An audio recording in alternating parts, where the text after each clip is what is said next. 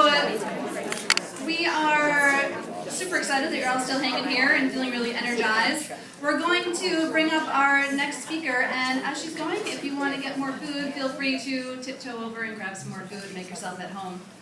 Jen and I are so excited that Sarah Brown Wessling could join us, and we're so excited to hear her talk. She's the 2010 National Teacher of the Year, and she's one of the Teaching Channel Emeritus teachers. She has tons of videos on Teaching Channel, which is why I feel like I already know her, even though I just met her today.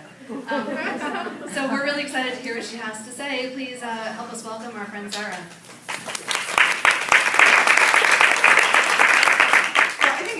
An equal pleasure for me to be here with you, and so much fun, even just the last session, getting to kind of see some of your personalities, and that was really fantastic. Oh, and the personality, right?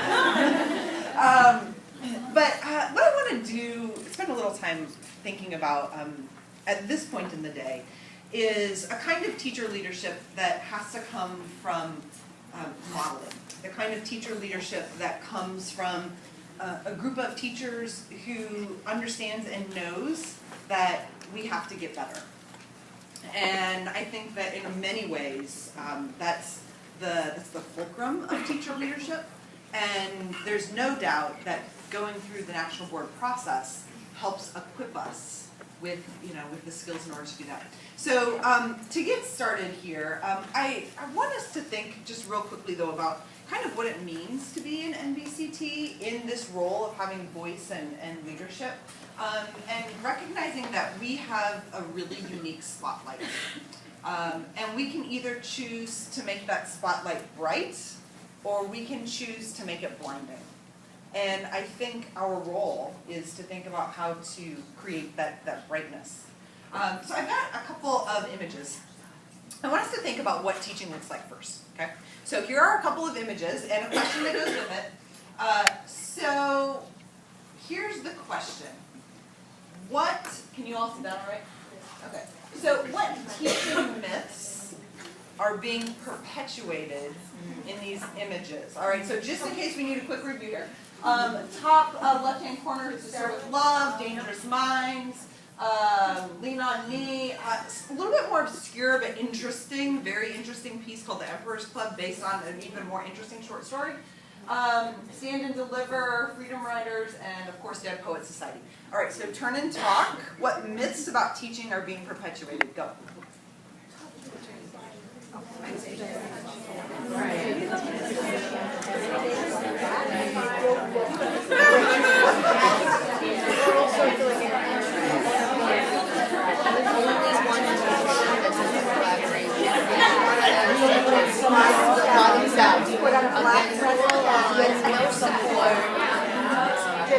That's fine.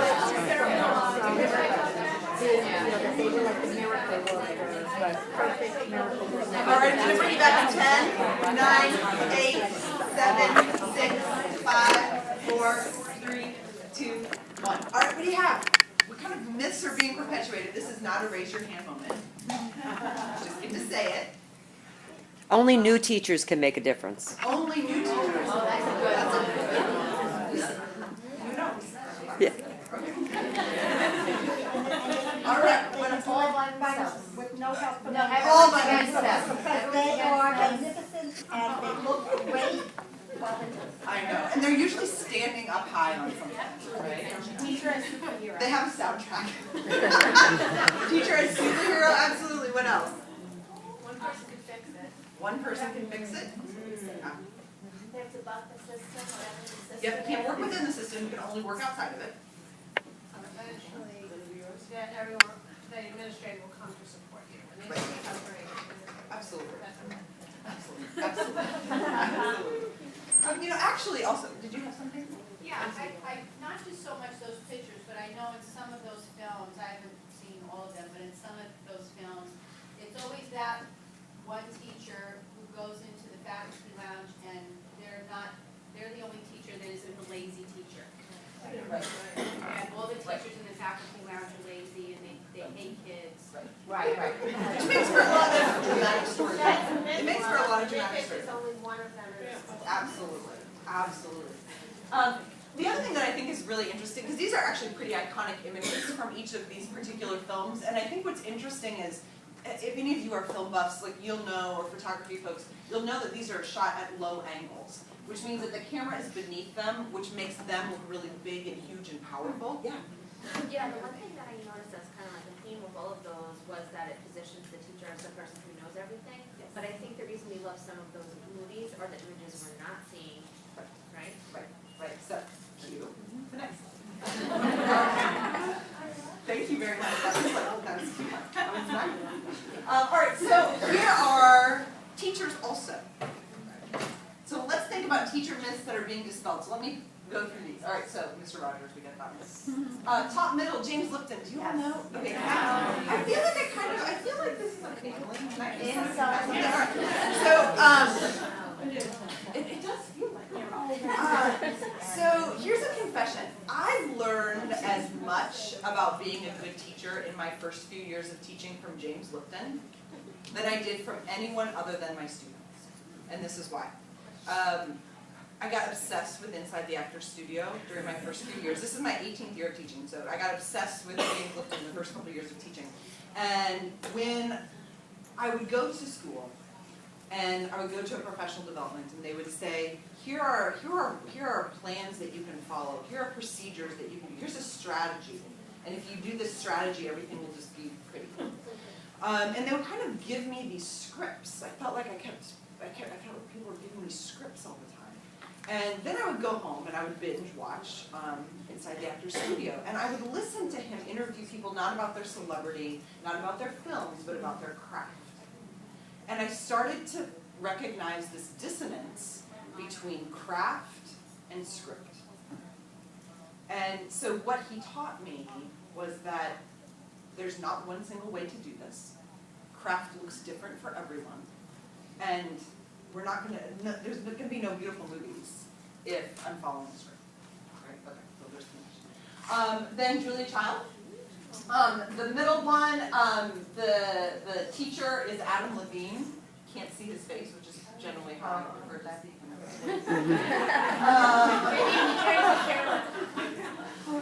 Pat Summitt, the basketball coach. And then over here is a screenshot from one of my all-time favorite documentaries called Euro Dreams of Sushi, which is about a sushi master. Okay? All right, turn and talk. Go. Myths that are being dispelled.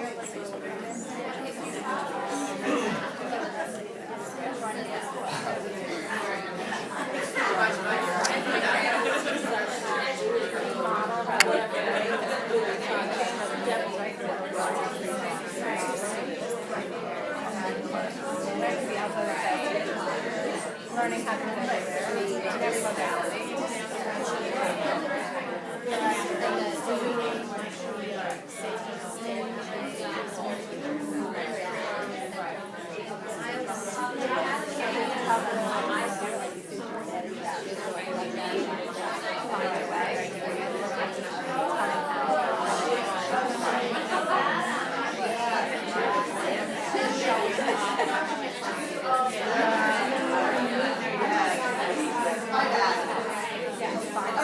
Back in 10, 9, 8, 7, 6, 5, 4, 3, 2, 1. All right, what do you got? I was thinking that the Mr. Rogers picture sort of resonated with me because that show was filmed in like a home style of space. And one of the things that I've really been reflecting on a lot lately is how much, like, one of the surprises about National Board for me was not just so much how much it had an impact and informed what I do in my classroom, but I am also a parent, and I think about what I've learned through National Board, and it has informed my parenting as much as it has informed my classroom. And the 90% that happens at home is 90% more important, you know, it's of 90% importance. Wonderful, thank you for sharing that. Can I snap that? All right, what else did you notice? How are these images different? We said they're showing and interacting instead of telling. They are not telling, they are doing it. Yeah. There's no chalk. I love that. I love that. Yeah? So Julia Childs is sort of a very 360 kind of thing. because she was definitely a ground, she was a rebel. Yeah. And she was a woman in a man's world. But, and she had the best material, she went to Cordova, she had the best teachers. But if I tried to, and I have tried to follow her recipes, giving me a scripted curriculum for beef bourguignon will get you meatballs. It's Yeah. just not gonna come out the way it's supposed to be unless, you know. And you know what's so endearing about Julia Child for most of us? She made mistakes. She made mistakes. Yes. I mean, that's why we love the woman, right? Because she's just happily throwing stuff together and starting over again. Yeah. So we see very different images of teaching, right? And I think that there's a lot of what you're saying has roots in some really deep truths about pedagogy that we have to enact what we want our students to, what we want our learners to. We have to be by their side. We want to be physically at their level, not above them, not underneath them. We want to be with them. We have to make mistakes in front of them and be transparent, right? So many of these things, I think, in these images are important. And so we do know what great teaching is. And I will tell you this about great teaching, that a lot of times, I go places and teachers will say to me, you know, Sarah, just tell me what to do. You know, I'm a hard worker. I'll do whatever you ask me to, but can you just tell me what to do? And I'll say, no, I just can't. Because if I do, the best you're ever going to be is a paint by number. Because that's the script, right? And masterpieces come from artists, right?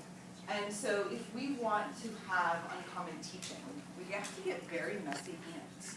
The work of teaching is messy, right? It is not clear.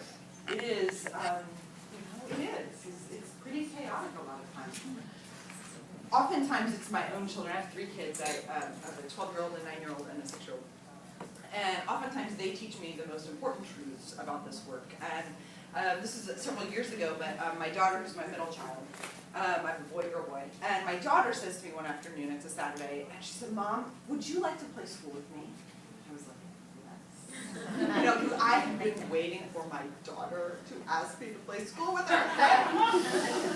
And so I said, yeah, Lauren, I would love to. I said, what do we do? She said, well, you can be the teacher and I'll be the student. I said, you know, I can be the teacher. I can do that. I said, but what does the teacher do, honey? And she said, well, you can give me something to work on, and then I'll go to my desk and I'll do it, and then I'll bring it back to you, and you can tell me if I did a good job, and then you can give me something else to do, and I'll go to my desk and work on it, and I'll bring it back to you, and you can tell me if I did a good job. And I'm thinking, oh my gosh, I've got like the cutest kid ever, right?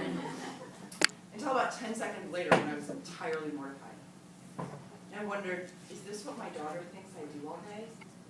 Does she think that I hand out papers and pick them up? And tell kids that they are good, or bad, or right, or wrong? That is playing the game of school. It is not teaching. It is not learning. We have to transcend the game of school. We have to do that. Individually in our classrooms, in our schools, in our districts as a country. We have to figure out how to get outside of that. So in order to do that, we have to think about elevating the right work. We can't transcend a game of school until we are focused on the right work. Because there's a lot of work to be done, right? I mean, we're never short on work as teachers, are we? So we have to figure out what the right work actually is. And sometimes I think a little bit about right work, and I think a little bit about interests. I'm not, who are Pinterest people in here? I'm kind of in awe of you. Are you, yeah? I'm kind of in awe of you. I don't, the bug hasn't bitten me yet, although I keep having people try to like send it my way. But I hear like one of the coolest things about it is that you can like have the best closet ever, right? Because you get to collect whatever you want, right? It's amazing. Okay. So I kind of imagine a teacher's Pinterest board. I know this doesn't quite look like Pinterest, but they'll maybe like have cool things on there. You know, like have you seen these ketchup bottles turn paint things so there's not mess? And they're pretty to look at? And then like a bulletin board or science experiments or more bulletin boards and graphic organizers. I mean, who does not need another graphic organizer, right? But here's the thing. This is what I wish. I wish wish teachers' Pinterest boards would look less like that and more like this. I wish we could stop collecting things and start collecting instruction.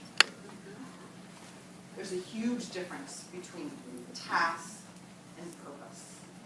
If you don't remember anything else that I talk about, I hope you can remember the difference between task and purpose.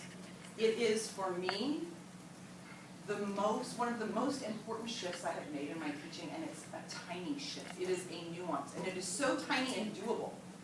It's the difference between two questions I can ask myself every morning. So I can go to school, and I can ask myself, what are they going to do today? You ever ask yourself that? What are they going to do today? I've asked myself many times. Right? Who am I thinking about when I ask that question? Yes. Thinking about myself. Right? When I ask the question, what are they going to do today? I'm thinking about myself. I'm wondering, are they going to be busy enough? Do they have enough, like what if somebody walks in and they're not doing the right things, right? It's all about things. So I can change that question. And changing the question can change your perception. So I can ask the question, what are they going to learn today? And when I ask that question, I actually have a cognitive shift in my brain. Like really, I see their faces. And I see Amra's face. And I think, well, what did she learn yesterday? What does she have to learn today? How do I get her there? So that's the difference between task and purpose. It's not the things we do, it's the way we go about that. And in order to do that, we have to get past this desire for silver bullets, right? We so often value the thing over the process, and it has to be about the process. So when we do that, I think there's some ways our classrooms can look different. And I think this is what a lot of NBCT classrooms look like. I think we would see less of teachers lecturing and more of teachers modeling, less of students sitting and listening and more of students constructing meaning together. Less of teachers turning textbook pages and more of teachers formatively assessing for direction. We would see less of students recalling, more of students transferring learning to new experiences. Less of students reading from secondary sources and more of students reading primary texts. Right? Those are some of the shifts that we can see when we're talking about the right work. So what do teacher leaders look like? Well, a lot of times we talk about having a playbook of strategy. Like having a lot of strategies. It's the collecting thing, which is good. It's good to have those. But I would argue this. The biggest playbook in the world doesn't matter if you are not strategic with it. So when it comes to elevating the profession, when it comes to being a teacher leader, it cannot be about giving more stuff. It has to be about figuring out how to be strategic about it. So sometimes I have, people ask me questions about lessons I've done or things like that, and they'll, and here's like a picture of one. I do this thing called these pattern folders, and so I've had teachers say, well, how many pockets are on the folder? Okay, well, and how many note cards can a student put in each pocket? And how much should they write on each note card that they put in each pocket? And do you choose all of them, or do you let them, and sometimes these are just questions because they're processing, and sometimes it's because they want a recipe, right? So this is the difference, though, between strategy and strategic. So if I had more time with then that's when I really don't want to be virtual. That's when I really want to be right next door to these teachers and be like, well, let's just have a talk. Yeah, let's just talk about this. Let's figure out what is your purpose? What do you want your kids to learn? And then just make this work for what you want your kids to learn. So this is the strategy, that's the teaching, right? So that's the difference between the two. There's the thing, and then there's what's really going on. So will you just do this with me real quick? All right, 60 seconds. You got your phones. You got your phones? 60 seconds. I want you to take the best selfie you can in 60 seconds. Go.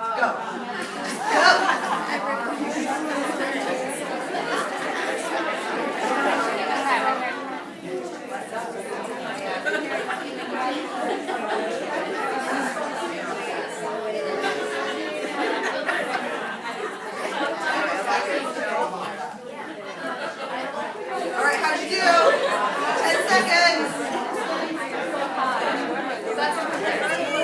5, 4, 3, 2, 1. All right, let me ask, are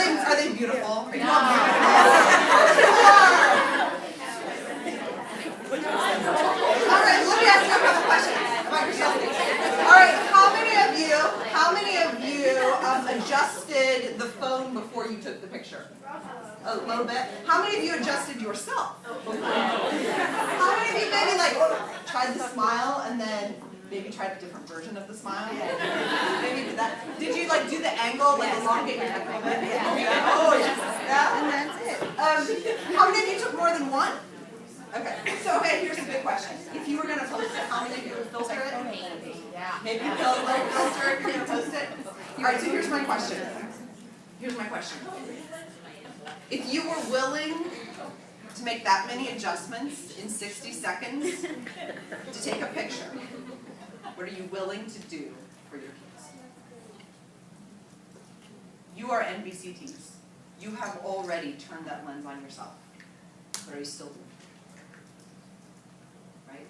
Part of teacher leadership is figuring out how to keep that lens on us all of the time so that we keep growing, we keep learning. I have a little old iPod that sits in the back of my classroom on a tripod, and it's on almost every day. I don't watch all of my teaching, but I watch 5 minutes here and 5 minutes there, and sometimes when I have a weird class team, sometimes you're just shell-shocked, like, what just happened? Right? And then I will, at least I will scan the video of that. What, did I miss something there? And sometimes I did. Yeah. And I think this is part of also, in gentle, encouraging ways, this is part of what we need to bring into our schools with our colleagues, right? Help them find ways to see themselves so that they can get better also. So teacher leaders, as teacher leaders, we have to be open and not insular. And I know that you already know this, but a truth about being one of those innovative teachers is sometimes it comes at the price of isolation, which is why you're here today. For many of you, it might have been why you even started the National Award process, right? Because you knew that there was a community out there that could get you. You had to find it, but there was some place out there that would get you. So as we think about leadership, we have to remember that it is more about seeds than storms. It's always more important to ask one really good question than it is to give all kinds of answers. Because the question is what creates the space for learning. So whether it's a kid or the administrator, the politician, the reporter, the parent, it's the question, not the answer. So we have to think about cultures, right? I know, we got to think about the cultures, right? Totally. I know. And I think it starts with us. And there's a difference between kind of our surface curriculum and our real curriculum. So I'm going to take you into my classroom on the first day so to kind of illustrate this. So on the first day of class, the kids come in. And I don't give out a syllabus, I don't post rules, we don't talk about anything like that. I tell them to sit in a circle, I light a candle and kind of turn off the lights and they get a little bit freaked out. And I tell them to sit and then I tell them, I'm not going to tell you what this class is about, but I need you to tell me by the end of this 48 minutes.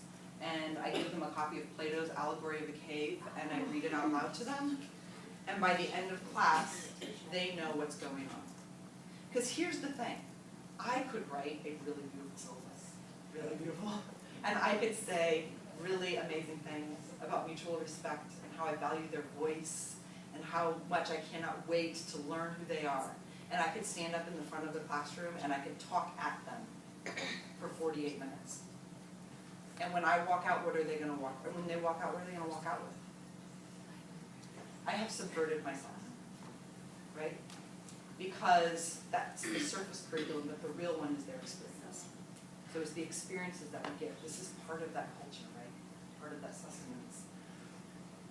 So, thinking about growth mindset. Have you read? How many of you know this book? If you don't know this book, put it on your list, please. Like a spring break reading? I don't know. It's really amazing. So, Carol Dweck wrote. She's a psychologist at Stanford, and she wrote this book called Mindset. It's about the difference between growth mindset and fixed mindsets. All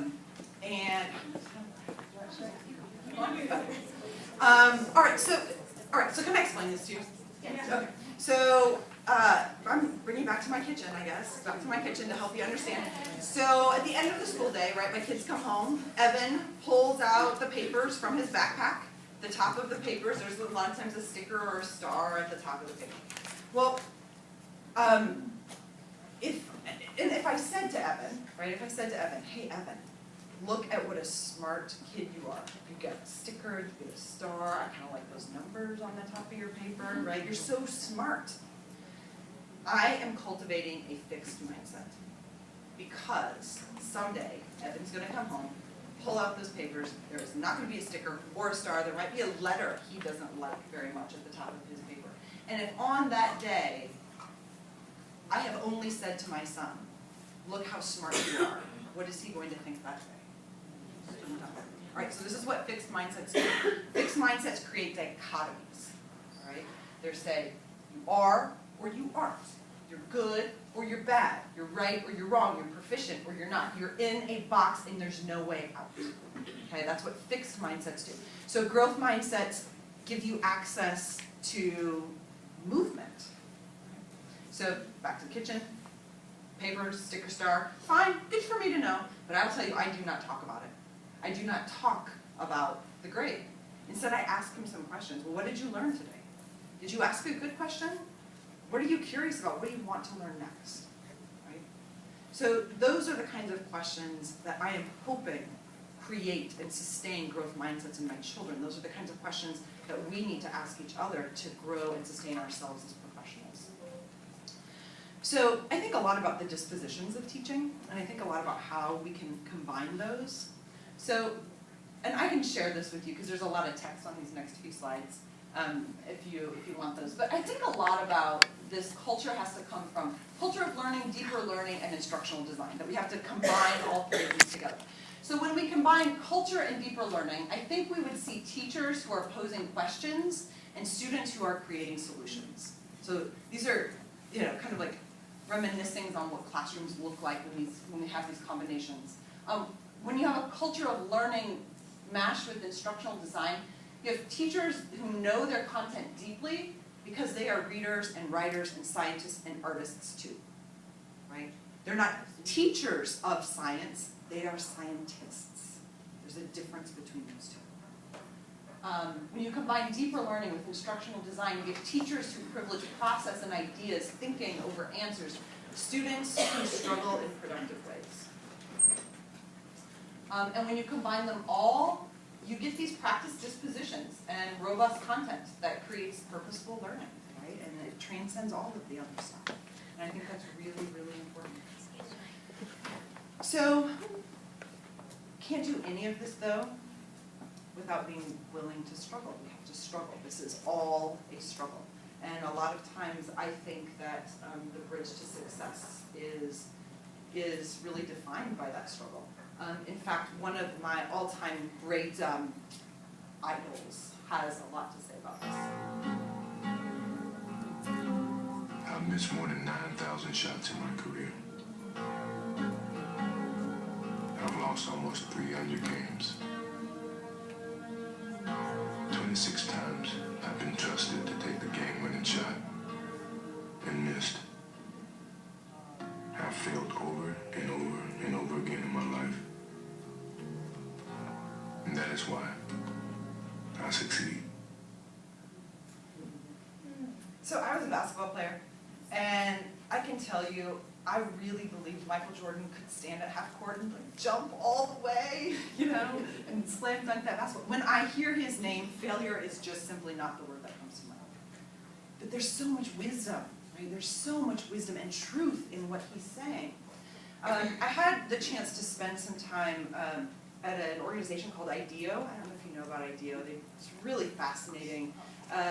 They have some different satellites throughout the country, and essentially what people do, or consumers do, they take their problems to them. So a company might want to build a better bike, and they don't know how to do it. So they take it to IDEO, and they say, help us build a better bike. Or maybe it's branding something. It's all kinds of things.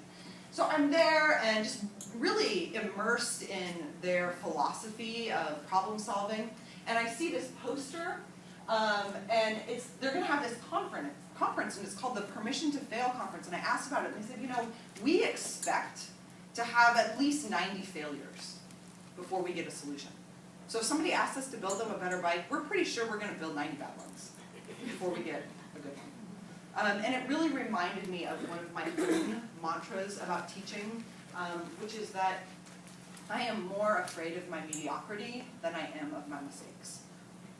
And as soon as that balance shifts, I think I get stagnant. So I have had the great fortune of being able to do work at Teaching Channel. And of all of the videos that I have done, this one really resonates the most. For a really good reason, actually, for a really good reason. So I did this lesson, and I'm going to tell you a little bit of the backstory. We're going to watch a couple minutes, and then we'll pull it together. So Teaching Channel comes into my classroom and films, and so they had been there maybe 8 or 9 different days prior to this, and we do one day, it's a couple day shoot, so they do the first day, then the second, at the end of the first day, the cameraman says to me, you know, Sarah, knock on wood, we haven't had a bad lesson yet. And I think, you know, when you do say something superstitious like that, you gotta go do, like you gotta knock on something, right? Clearly he did not. The next day came and it was an absolute train wreck. So I'm gonna share a few minutes of the train wreck with you.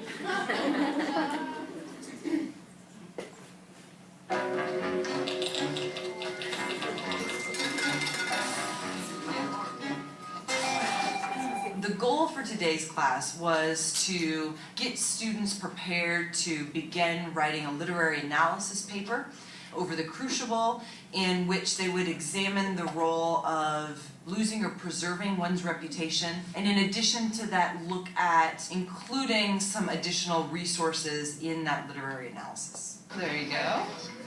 In retrospect, I can see how the packet of materials itself was a little overwhelming. It is. It'll be okay.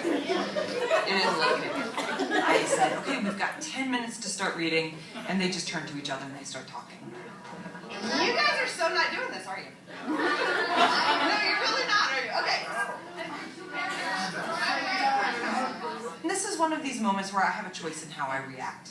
So I can either kind of go along with my knee-jerk reaction, which is to say, oh, they're not being good students. But another way for me to think about it, and the way that I choose to think about it, is I've done something to make them act like this. Because usually they don't.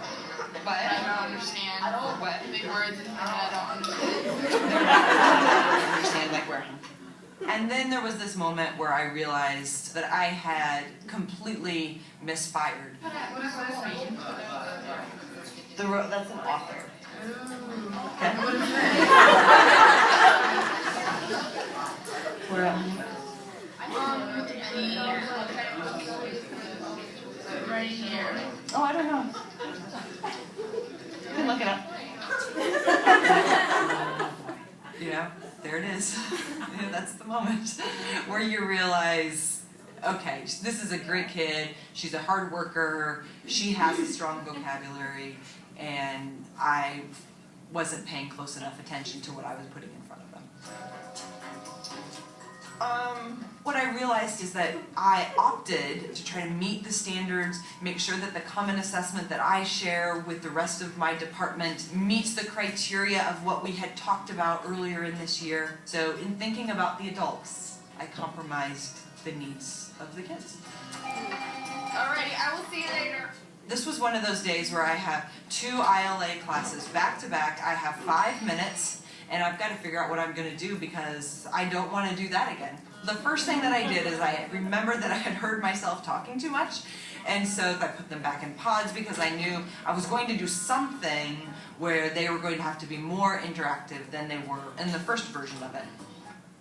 Alright, so it goes on. And I actually stayed at the second hospital. So so there's a happy ending. But, so I just have to tell you this. As soon as this lesson happened, the same cameraman forgot to he says to me, he goes, you know, Sarah, I don't know, I don't think Teaching Channel's going to want to use that one. And I said, oh, yes, they will, and here are the 3 reasons why. I said, the first reason why is because I only agreed to do this work if they would film what actually happened in the classroom, good or bad. I said, number 2, you just don't get that on camera very often, and so of course they're going to want to do it. And in fact, once they did put it online, within the first, I think it was like 48 hours, I had like 30,000 hits or something like that. Everybody loves a car accident, right?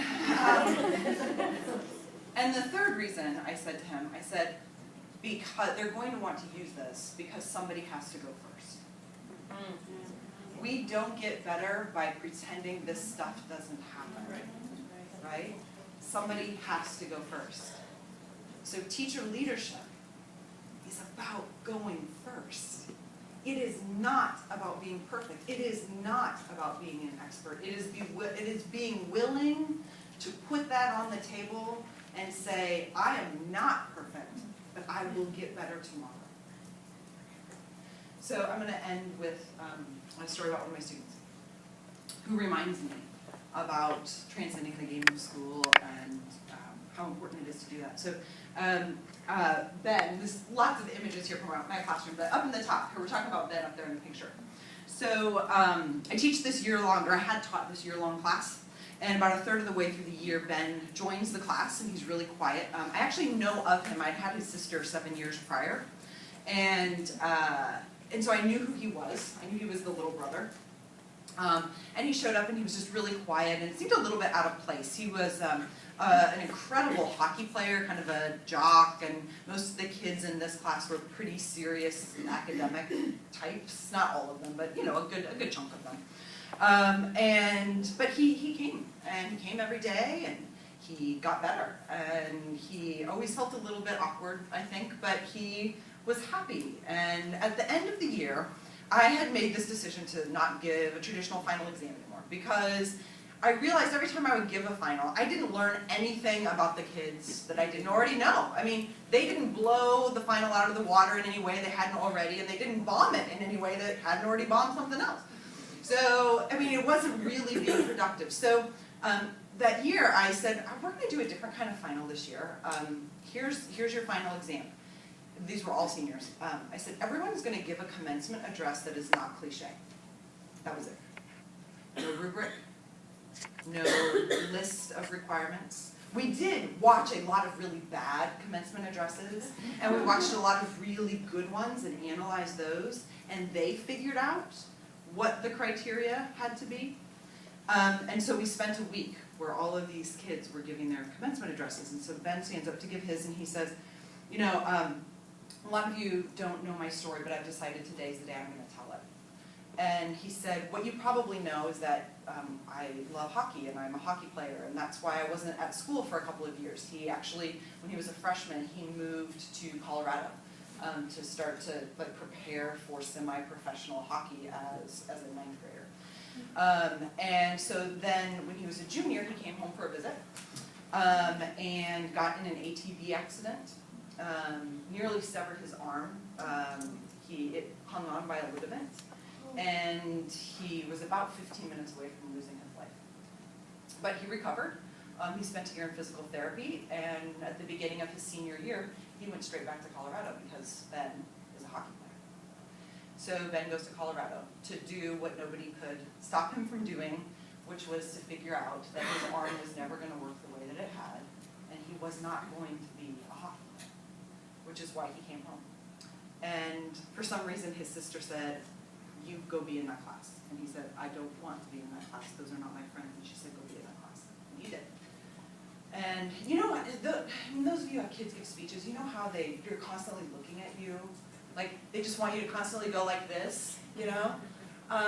Ben didn't look at me anymore for the rest of the speech. He looked at the other kids in the classroom.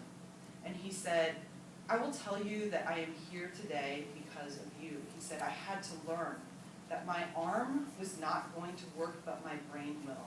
He said, I came into this room and I felt out of place, and you were using words I didn't know, and you were doing things I didn't think I could do, but you taught me that I could. And he said, I'm going to be okay because of you.